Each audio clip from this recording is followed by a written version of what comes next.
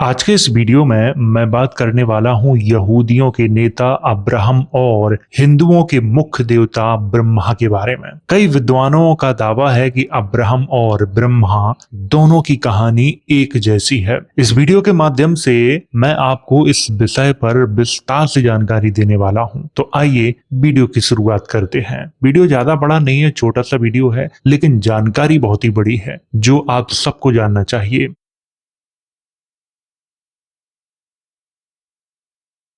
तो वीडियो की शुरुआत यहां से करेंगे। ईसा मसीह की जीवन यात्रा यरूशलेम से कश्मीर तक, ये है बुक का नाम, और इसी बुक के माध्यम से मैं आपको जानकारी देने वाला हूं। इस बुक से मैंने बहुत सी जानकारी आपको दी है। अगर आपने वो वीडियो नहीं देखे हैं तो आप सबसे पहले उन वीडियो को देखिए। उन वीडियोस में बहुत ही अच्छी जानकारी मैंने ईसा मसीह के बारे में दी है। जो जो इस किताब में लिखा हुआ था वो मैंने सब कुछ आपको उन वीडियोस में बताया है।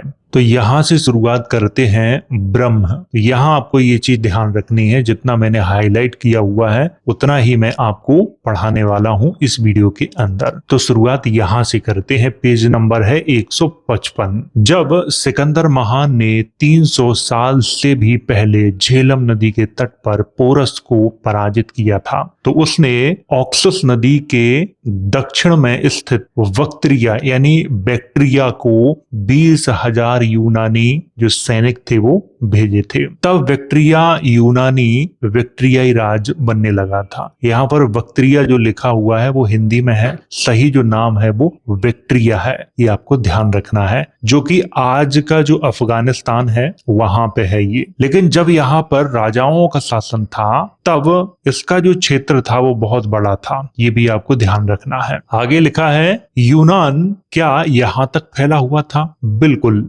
ये जो वार्ता है वो किस किस के बीच में हो रही थी? ईसा मसीह और तक्षशिला के पार्थियन राजा गोंडेफरोस के बेटे राय अन्नान के बीच में हो रही थी, क्योंकि पहली बार ईसा मसीह को वही भारत लाए थे। ये आपको यहाँ पे ध्यान रखना है। तो उन दोनों की आपस में जो वार्ता है वो चल रही है, उसी का यहाँ पे विवरण दिया गया है। तो राजकुमार ने कहा था कि जब सिकंदर महान ने 300 साल पहले झेलम नदी के तट पर पोरस को पराजित किया था, तो उसने ऑक्सस नदी के दक्षिण में बैक्ट्रिया जो था वहां पे 20,000 यूनानी सैनिक भेजे थे। तब से जो बैक्ट्रिया है वो यूनानी राज्य बनने लगा था। तो इस पर ईसा मसीह कहते हैं यूनान क्या यहां तक फैला हुआ था? तो राजकुमार कहता है बिल्कुल, यह तो आपके फिलिस्तीन तक भी फैला था। यूनानी संस्कृति इतना रास्ता तय करके यहाँ तक पहुंची थी। राजा यूथिडेमोस और उसके पुत्र दिमित्रियुस, यहाँ पर यूथिडेमोस और डेमेट्रियस की बात हो रही है जो ग्रीक राजा थे। तो यहाँ पर डेमेट्रियस ने क्या किया था कि हिंद कुश गिरी पिंड को पार करके कश्मीर की गिरी पीठ पर पंजाब में प्रवेश किया, जहां उन्होंने भारत यूनानी राज्य की स्थापना की थी, जो अभी 70 वर्ष पहले ही खत्म हुआ है। ऐसा किसने बताया था? राजकुमार ने बताया था ईसा मसीह को। तो ईसा मसीह कहते हैं खत्म क्यों हो गया? इस पर राजकुमार बताता है क्योंकि अंतिम यूनानी सम्राट मेनांदर ने बौद्ध धर्म की दीक्षा ले ली थी, लेकिन उस क्षेत्र में यूनान का प्रभाव बहुत गहन रहा है। एक यूनानी बौद्ध संस्कृति उभर कर आई थी। तो यहाँ पर मैंने अपने कई वीडियो में आपको बताया है ग्रीको बुद्धिज्म के बारे में, जिसमें बौद्ध धर्म के कुछ देवता थे और कुछ ग्रीक देवता थे। ये आपको यहाँ पे ध्यान रखना है। इन दोनों को मिला के एक ग्रीको बुद्धिज्म चला हुआ था, जिसकी कई मूर्तियां आज भी आप गांधार कला के अंतर्गत देख सकते हो। बुद्ध की जो मूर्तियां हैं वो ग्रीकों ने ही बनाई थी। आगे लिखा है सबसे बढ़कर महायान बौद्ध धर्म पर यूनानी दर्शन का बहुत प्रभाव था। इसीलिए मैं महायान के बारे में कहता हूं कि महायान हमारे यहाँ के लोगों ने नहीं बनाया था, बल्कि ये बाहर से जो आक्रमणकारी आए थे उन्होंने बनाया था, क्योंकि यहाँ के जो बौद्ध थे उन्होंने इनको महत्व नहीं दिया था, यानी हीन यानी जो बौद्ध थे उन्होंने इन्हें महत्व नहीं दिया था। इसीलिए इन्होंने क्या किया था कि महायान शाखा का निर्माण किया था, जिसमें कुछ बौद्ध धर्म के देवता थे और कुछ आक्रमणकारियों ने अपने देवता रख लिए थे। प्रारंभ में ये बौद्ध धर्म के अंतर्गत ही थे, फिर बाद में 7वीं 8वीं सदी के बाद इन्होंने बौद्ध धर्म से स्वयं को अलग करना शुरू कर दिया था। इसीलिए हमारे यहाँ कई चीनी यात्री आए, उन्होंने बौद्ध धर्म के बारे में ही सबसे ज्यादा जानकारी दी है। आगे लिखा है, बुद्ध की प्रारंभिक प्रतिमाओं में यूनानी कला के तत्व स्पष्ट दृष्टिगोचर होते हैं। सिकंदर की जीत के बाद तक्षशिला के राज्य का भी उसमें विलय हो गया। आपका देश यानी फिलिस्तीन इस तरह इस सुप्रसिद्ध विश्वविद्यालय वाले राज्य का अंग था। तो इस पर ईसा मसीह कहते हैं, मेरा वहां जाने का बहुत मन है। कहाँ? तक्षशिला में। इस पर राजकुमार कहता है ईसा मसीह से, मेरे पिता ने वहां तुम्हारे प्रवेश का प्रबंध कर रखा है। शिक्षक और छात्र सभी तुम्हारी प्रतीक्षा कर रहे हैं, लेकिन वहां पहुंचने में अभी तुम्हें थोड़ा समय लगेगा। तक्षशिला के छात्र तुम ऐसे ही नहीं बन सकते। तुम्हें वास्तविक संसार के बारे में ज्ञान लेना है, हमारी संस्कृति, हमारी परंपराओं और सबसे बढ़कर हमारी भाषा का ज्ञान प्राप्त करना है। शिक्षा आरंभ करने से पहले तुम्हें यह सब कुछ सीखना है। इस पर ईसा मसीह कहते हैं, मैं अब धीरे धीरे आपकी भाषा को समझने लगा हूँ। कुछ मैंने दोसितीज में आपके भिक्षुओं से सीखी थी। यहाँ पर आपको बहुत ही अच्छे से समझना है, भिक्षुओं से क्या सीखी थी? भारत की भाषा।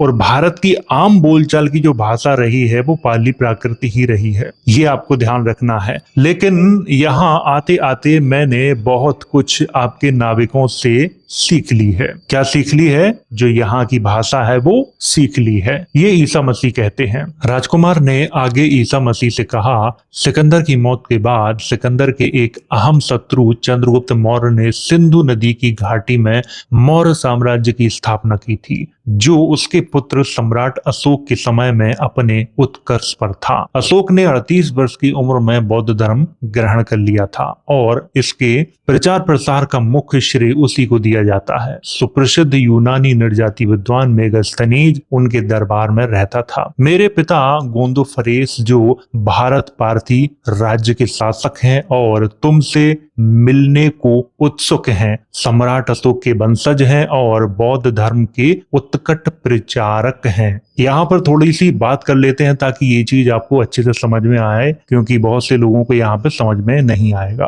राजकुमार ईसा मसीह से क्या कह रहा था कि सिकंदर की मौत के बाद एक सिकंदर का अहम शत्रु था जिसका नाम था चंद्रगुप्त मौर्य। उसने सिंधु नदी की घाटी में मौर्य साम्राज्य की स्थापना की थी, जबकि ये बिल्कुल गलत है। सिंधु नदी की घाटी में मौर्य साम्राज्य की स्थापना नहीं हुई थी। ये स्थापना कहाँ पे हुई थी? मगध में। ये आपको ध्यान रखना है। और राजकुमार आगे कहता है कि मेरे पिता गोंदोफरेस जो भारत पारसी राज्य के शासक हैं, वो क्या हैं? अशोक के वंशज हैं। ये डायरेक्ट यहाँ पे अशोक के वंशजों की बात नहीं हो रही है। मौर्य साम्राज्य का अंतिम शासक किसको माना जाता है? बृहद्रथ को माना जाता है। बृहद्रथ का भी विवाह किससे हुआ था? ग्रीक राजा डेमेट्रियस के यहाँ पे हुआ था। ये आपको याद रखना है बहुत अच्छे से। जितने भी मौर्य राजा हुए चंद्रगुप्त मौर्य के बाद, किसी न किसी राजा का विवाह ग्रीक राजकुमारियों से हुआ है। उसी हिसाब से ये अपने आप को अशोक का वंशज कह रहा है, जबकि डायरेक्ट ये अशोक का वंशज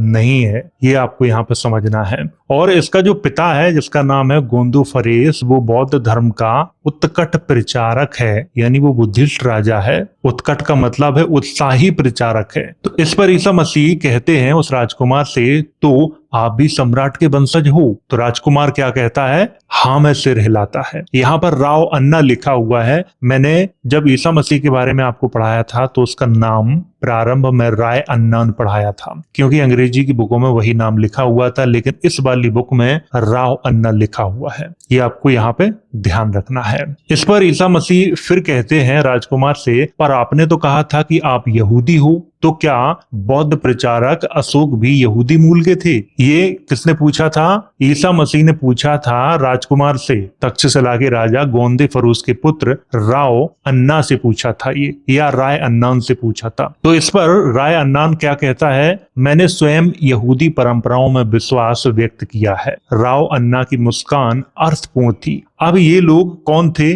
गोंदे फरोज, राय अन्नान, ये कौन थे? मूल रूप से ये थे ग्रीक और ये प्रारंभ में यहूदी धर्म को ही मानते थे, ये यहूदी थे, लेकिन बाद में इन्होंने भारतीय क्षेत्र में आके बौद्ध धर्म को इसलिए स्वीकार कर लिया था क्योंकि यहाँ पे प्रमुख रूप से बौद्ध धर्म का ही बोलबाला था, इसीलिए इन्होंने बौद्ध धर्म को स्वीकार कर लिया था। लेकिन ये मानते यहूदी धर्म को भी थे, ग्रीक भाषा बोलते थे और अपने पूर्वजों के बारे में बहुत अच्छे से जानते थे। तो ये यहाँ पर आपको अच्छे से समझना है। आगे ईसा मसीह कहते हैं, उन्हें आप कैसे जानते हो? तो राजकुमार कहता है, मैं इस निष्कर्ष पर पहुंचा था कि भारतीयों और यहूदियों का उद्गम या मूल एक ही था। अब्राहम का एक बेटा इस्माइल उसकी दासी हगार से था और एक बेटा इजाक पत्नी सारा से, और तुम्हारा ग्रंथ कहता है कि उसकी संतानें धरती के हर देश पर कृपादान पाएंगी। राजकुमार ने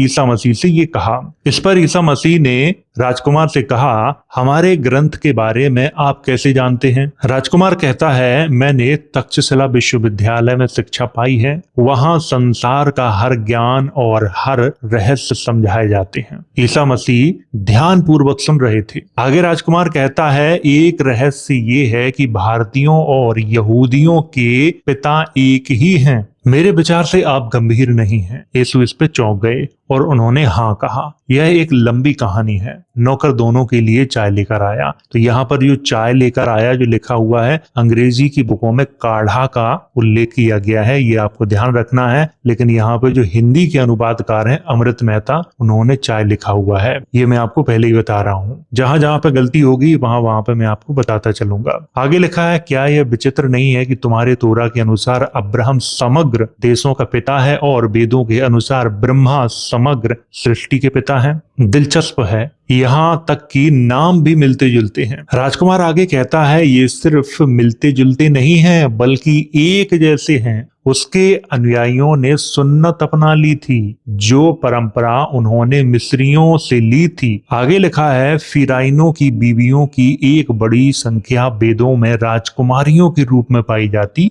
है। अब ये फिराइनो क्या है? ये मिस्र के राजा को फिरौन कहा जाता है। उनकी बीवियों के बारे में यहाँ पे चर्चा की गई है और कहा गया है कि वेदों में उन्हें राजकुमारियों के रूप में वर्णित किया गया है। यहूदियों ने अपनी परंपरा कहाँ से ली थी? मिस्र देश के लोगों से ली थी। यहूदी दुनिया के सबसे पुराने लोग नहीं हैं, जैसा कि आज हम सबको बताया जाता है। आगे लिखा है, अब्राहम का जीवन काल लगभग 2000 वर्ष का है। यहाँ पर मैं आपको बताना चाहूंगा कि 2000 वर्ष का नहीं, 175 वर्ष का है। ये मैं आपको बता रहा हूँ। और हमारे वेद 600 साल बाद लिखे गए हैं। हमारे यहाँ उन्हें मनीषी लेकर आए थे जिन्हें ऋषि कहते थे। अब आपको एक चीज और समझा देता हूँ। ये कौन कह रहा है ईसा मसीह से? ये तक्षशिला के राजा गोंदोफरेस का बेटा कह रहा है। किससे? ईसा मसीह से। ईसा मसीह से कह रहा है कि अब्राहम का जो जीवन काल है वो 2000 वर्ष का है और हमारे जो वेद हैं वो 600 साल बाद लिखे गए हैं। तो वो राजकुमार ये क्यों कह रहा है कि हमारे वेद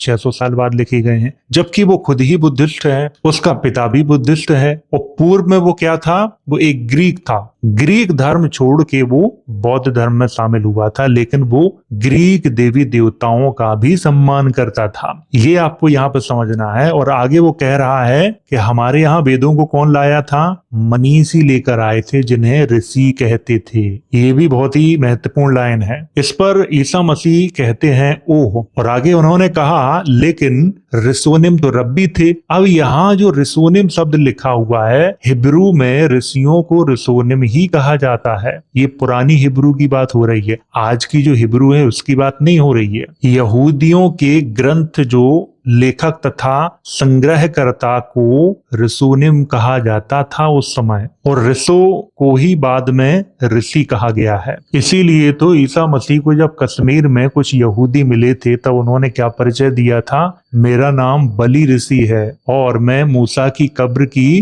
500 वर्ष से देखभाल कर रहा हूँ। यानी मेरे पूर्वज मूसा की जो कब्र है उसकी 500 वर्ष से देखभाल कर रहे हैं। तो वहां पर भी उन्होंने ऋषि के रूप में ही अपना परिचय दिया था। आगे कहा गया है, जिन्होंने हमारी प्रार्थना की पुस्तकें तालमुद और सिदर लिखी थी। राजकुमार कहता है बिल्कुल, तुम क्या सोचते हो कि नामों में समानता केवल एक संयोग हो सकता है? हमारे एक वेद में लिखा है कि पृथ्वी पर पहले पुरुष और स्त्री अस्त और इम्बिला थे। अब ये अस्त और इम्बिला की जो कहानी है उसके बारे में थोड़ा सा मैं आपको बता देता हूँ। इसका जो उद्गम स्रोत है वो कहाँ है, ये बहुत कम लोग जानते होंगे। अस्त और इम्बिला की जो कहानी है वो आपको स्कैंडिनेवियाई पौराणिक कथाओं में मिलेगी। वहां पर कई नायकों का उल्लेख किया गया है, जैसे वज्रवाला देवता ओडिन, थोर, देवी फ्रीजा। इन सबका जो उल्लेख है वो आपको स्कैंडिनेवियाई पौराणिक कथाओं में मिलेगा, और स्कैंडिनेवियाई पौराणिक कथाओं का जिक्र यहाँ पे किया गया है। और राजकुमार क्या कहता है कि हमारे एक वेद में लिखा है कि पृथ्वी पर पहले पुरुष और स्त्री अस्त और इम्बिला थे। इस पर ईसा मसीह कहते हैं हमारे आदम और ईव हैं। राजकुमार आगे कहता है यह बहुत संभव है कि फिराइनो यानी मिस्र के जो राजा थे फिरौन, उनकी यहाँ पे चर्चा चल रही है कि काल में भारतीय और मिस्री सभ्यताओं ने एक दूसरे पर काफी असर डाला था। आखिर तो तुम्हारे पहले पैगंबर मूसा फिराइन आमेनहोतेउ के दरबार में थे। अब्राहम की पत्नी का नाम सारा था। तुम जानते हो क्या कि ब्रह्मा की पत्नी का नाम क्या था? ईसा मसीह ने नाम ऐसे रहलाया क्योंकि उन्हें पता ही नहीं था। इस पर वो राजकुमार कहता है कि सारा ही वास्तव में सरस्वती थी, लेकिन स्वती केवल नाम का दूसरा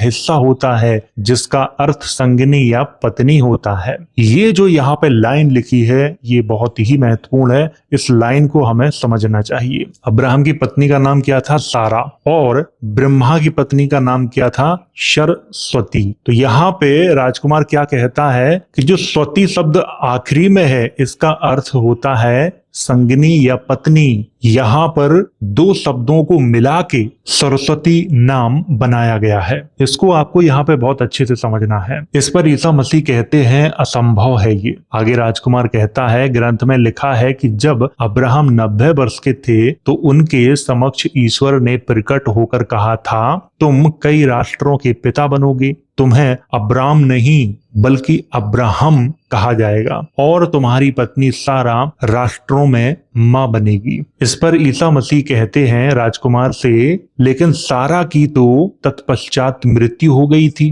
राजकुमार कहता है हाँ, लेकिन हम भूल रहे हैं कि उसकी मृत्यु के कुछ समय बाद अब्राहम ने पुनर्विवाह कर लिया था। तुम्हें इसे बस ठीक से पढ़ना है। सारा की मृत्यु के बाद उसने केतुरा से विवाह किया था। उसके 6 पुत्र हुए थे जिन्हें उपहार में देकर उसने अपने जीवन काल में ही कन्नन से बहुत दूर भेज दिया था। इस पर ईसा मसीह कहते हैं कहां भेज दिया था? इस पर राजकुमार कहता है मूसा की पुस्तक में स्पष्ट लिखा है तुम लोग पूर्व देश जाओगे, यानी भारत की तरफ जाओगे। इस पर ईसा मसीह कुछ नहीं बोलते हैं। राजकुमार आगे कहता है खैर एक आखिरी चीज, क्योंकि उनकी वार्तालाप बहुत हो गई थी। राजकुमार ने कहा मैं चाहूंगा कि तुम अब्राहम का नाम हिब्रू में लिखो। ईसा मसीह से उसने कहा कि अब्राहम का जो नाम है वो हिब्रू में लिखो। हम हिब्रू में स्वरों का इस्तेमाल नहीं करते, अतः यह ब्रह्म होगा, क्योंकि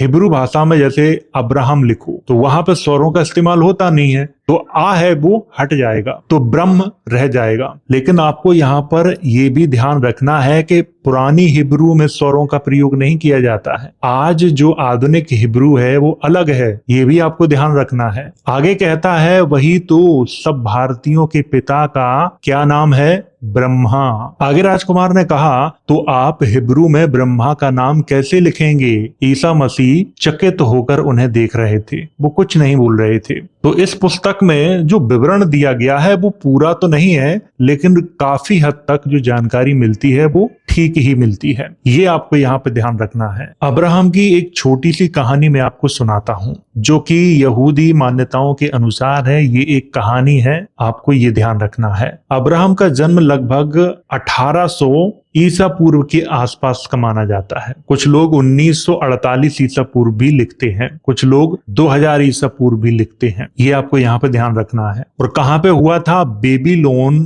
के एक उर नगर में हुआ था। अब्राहम के पिता का नाम था तेराच। ये एक मूर्ति के व्यापारी थे और बड़े धार्मिक व्यक्ति थे ये। लेकिन अब्राहम एक नंबर के नास्तिक व्यक्ति थे। अपने पिता से हमेशा वो कहते थे कि तुम इन मूर्ति पूजा में लगे रहते हो, इन मूर्तियों में कोई जान नहीं है, ये फालतू के काम है। उनकी अपने पिता से बिल्कुल भी नहीं बनती थी। एक दिन क्या हुआ कि उनके पिता को व्यापार के सिलसिले में एक दिन के लिए बाहर जाना था, तो उन्होंने अब्राहम से कहा कि एक दिन के लिए मेरी जो दुकान है वो तुम संभाल लो, अगले दिन मैं आ जाऊंगा। तो इस पे अब्राहम हामी भर देते हैं। जैसे ही वो अगले दिन दुकान पे पहुंचते हैं तो दुकान में वो तमाम मूर्तियां देखते हैं। अब्राहम क्या करते हैं? एक हथौड़ा उठाते हैं और सारी मूर्तियों को तोड़ डालते हैं। एक जो बड़ी मूर्ति थी उसको नहीं तोड़ते हैं और उसके हाथ में वो हथौड़ा रख देते हैं। अगले दिन अब्राहम के पिता व्यापार करके वापस आए। उन्होंने टूटी हुई मूर्तियों को देखा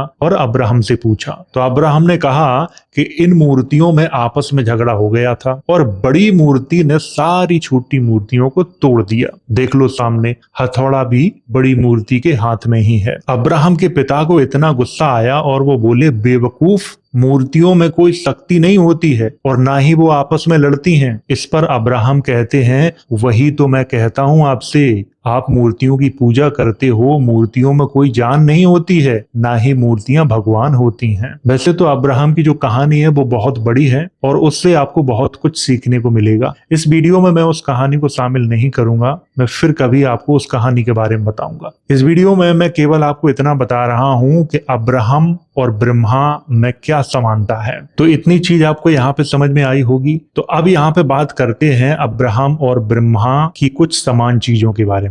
ब्रह्मा की पत्नी सरस्वती थी और अब्राहम की पत्नी सारा थी। तो जैसा मैंने अभी आपको बताया कि सरस्वती ये दो शब्दों से मिलकर बना है। आखिरी में जो स्वती लिखा हुआ है इसका अर्थ क्या होता है? संगिनी या पत्नी। ये आपको ध्यान रखना है। और हिब्रू भाषा में सर या सरा का अर्थ होता है जल। इसीलिए सरस्वती एक नदी का नाम भी है जिसे हिंदुओं में बड़ा पवित्र माना जाता है। ये आपको ध्यान रखना है। और सरस्वती की ही एक सहायक नदी है घग्गर, इसको भी ध्यान रखना है। अब्राहम की कहानी पे आते हैं, उनकी पत्नी का नाम है सारा। और सारा की एक सहायक थी या एक नौकरानी थी जिसका नाम था हग्गर या हगार। ये भी आपको ध्यान रखना है। तो यहाँ पर भी समानता दिखाई देती है। ब्रह्मा और सरस्वती जब 100 वर्ष तक साथ रहे तब उन्हें पहला पुत्र हुआ था। अब्राहम और सारा जब 100 वर्ष तक साथ रहे तब उन्हें पहला पुत्र हुआ था। यहाँ पर ये भी मैच खाता है। ब्रह्मा ने अपने पुत्र या पौत्र, कहीं कहीं पौत्र भी लिखा हुआ है, दक्ष को देवताओं के समग्र बलि के रूप में स्वीकार किया था और अब्राहम ने अपने बेटे इसहाक को बलि के रूप में स्वीकार किया था। तो काफी जो चीजें हैं वो अब्राहम और ब्रह्मा की स्टोरी में समानता खाती हैं। और इस किताब में बहुत सी चीजों के बारे में बताया गया है वो बिल्कुल सही है। ये आपको यहाँ पे ध्यान रखना है। हिब्रू भाषा का अगर हम अध्ययन करेंगे, प्राचीन हिब्रू की बात कर रहा हूं मैं, आधुनिक हिब्रू की नहीं। प्राचीन हिब्रू में स्वरों का प्रयोग नहीं किया जाता है। इसीलिए अगर हम अब्राहम लिखेंगे तो स्वर इसको हम हटा देते हैं तो यहाँ पे आ है वो हट जाता है, बाद बाकी शब्द क्या बचता है? ब्रह्म। उसी ब्रह्म से ब्रह्मा बना हुआ है संस्कृत भाषा में। और ब्रह्मा के कोई 4 सिर नहीं थे। विमारन कास्केट के बारे में मैंने कई बार आपको बताया है। चलिए मैं आपको दिखा देता हूँ। ये देखिए, विमारन कास्केट में एक व्यक्ति खड़ा है, बीच में ये बुद्ध हैं और उनके बगल में खड़े हुए ये ब्रह्मा हैं और उनके इस तरफ खड़े हुए हैं ये इंद्र हैं। जैसा आजकल हम मूर्तियों में देखते हैं कि ब्रह्मा के 4 सिर हैं। 4 सिर होने का मतलब ये नहीं होता है कि उनके वास्तविक में 4 सिर थे। 4 सिर होने का मतलब है जिसकी प्रसिद्धि चारों दिशाओं में हो। बुद्ध को भी कभी कभी 4 सिरों वाला दिखाया जाता है। इसका मतलब ये नहीं है कि बुद्ध के 4 सिर थे। इसका मतलब ये है जिसकी प्रसिद्धि चारों तरफ हो। अगर किसी राजा को 4 सिरों वाला दिखाया जाता है तो इसका मतलब ये नहीं है कि उस राजा के 4 सिर थे। इसका मतलब ये है कि वो चारों दिशाओं का राजा है। जैसे अशोक के 4 शेर हैं तो इसका मतलब है कि वो चारों दिशाओं के राजा थे। ये आपको यहाँ पे समझना है। तो उम्मीद है आपको बहुत सी चीजें समझ में आई होंगी, और अगर आप इस किताब को मंगवा के पढ़ना चाहते हो तो इसकी जो लिंक है वीडियो के डिस्क्रिप्शन में आपको मिल जाएगी, कमेंट बॉक्स में आपको मिल जाएगी और चैनल के टेलीग्राम पे आपको मिल जाएगी, तो वहां से मंगवा के इसे आप पढ़ सकते हो।